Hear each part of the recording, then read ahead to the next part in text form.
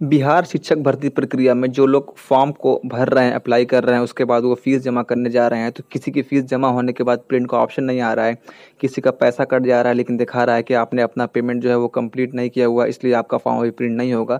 तो इसी चक्कर में कोई 750 की जगह 2 बार पेमेंट कर दे रहा है, तो उसका 1500 हो जा रहा है। तो कुछ लोग जो है वो पेमेंट अटक जाने के बाद वेट कर रहे हैं। अब सवाल ये है कब तक वेट करें।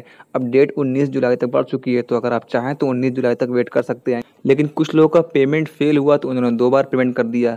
उनका पहला पेमेंट उनको पता नहीं कि फेल है कि सक्सेसफुल, लेकिन उनका दूसरा पेमेंट जो है वो सक्सेसफुल हो गया है। तो इस तरीके से उनका 750 और 750 1500 रुपये लग गया है। दूसरा पेमेंट उनका जो है वो सक्सेसफुल हो गया। अब उनको पहले पेमेंट के बारे में पता नहीं है। तो देखिए, जिन लोगों ने पेमेंट किया हुआ है और अभी तक छोड़ा हुआ है, मतलब एक ही बार पेमेंट किया हुआ है और उनका अभी तक पेमेंट सक्सेसफुल नहीं हुआ है, तो वो जाकर उसी मोबाइल से या उसी लैपटॉप से या उसी कंप्यूटर से जिससे आपने पेमेंट किया था, उसी लिंक को हिस्ट्री में जाकर के खोलिए और उसी को बार बार उस पेज को रिफ्रेश करिए, 1 बार 2 बार 3 बार। ऐसे में आपका जो है उम्मीद है कि वो आपका सर्वर से कनेक्ट होकर के आपका फ़ी पेमेंट वहाँ पर शो होने लगे।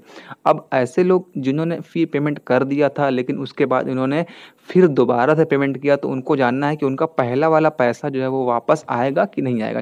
देखिए, अगर पहला वाला पैसा फ़ेल हो गया होगा, अगर आपका ट्रांज़ैक्शन पहला फ़ेल हो गया होगा, तब तो आपका पैसा आपके अकाउंट में आएगा। और अगर पहला वाला ट्रांज़ैक्शन आपका फ़ेल नहीं हुआ होगा, सक्सेसफुल हो गया होगा, तब आपका पैसा नहीं आएगा। क्योंकि सक्सेसफुल ट्रांज़ैक्शन कभी भी रिफ़ंड नहीं होता है।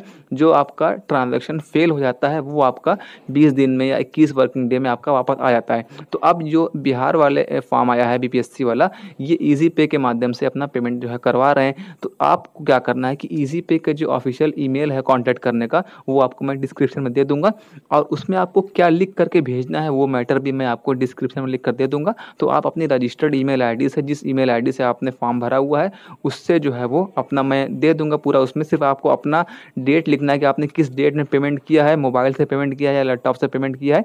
ये चीज़ें लिख कर जो है वो अपना ईज़ी पे जो है वो एक माध्यम है पेमेंट करने का, जिसके माध्यम से जो जैसे आप और बीपीएससी के बीच में ईज़ी पे माध्यम है।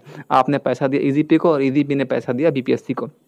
तो बीपीएस जब आप मेल करेंगे ईज़ी पे को, तो वो उसका रिप्लाई करके बताएँगे कि आपका पेमेंट फ़ेल हुआ है या नहीं हुआ है। तो अगर वो कहते हैं कि भाई आपका पेमेंट फ़ेल हुआ है, तो आपका पैसा 21 दिन में रिफ़ंड हो जाएगा। लेकिन अगर वो कहते हैं कि आपका पेमेंट फ़ेल नहीं सक्सेसफुल हो चुका है, तो आपका पैसा फिर वो नहीं मिल पाएगा। ये बात आप जान लीजिए।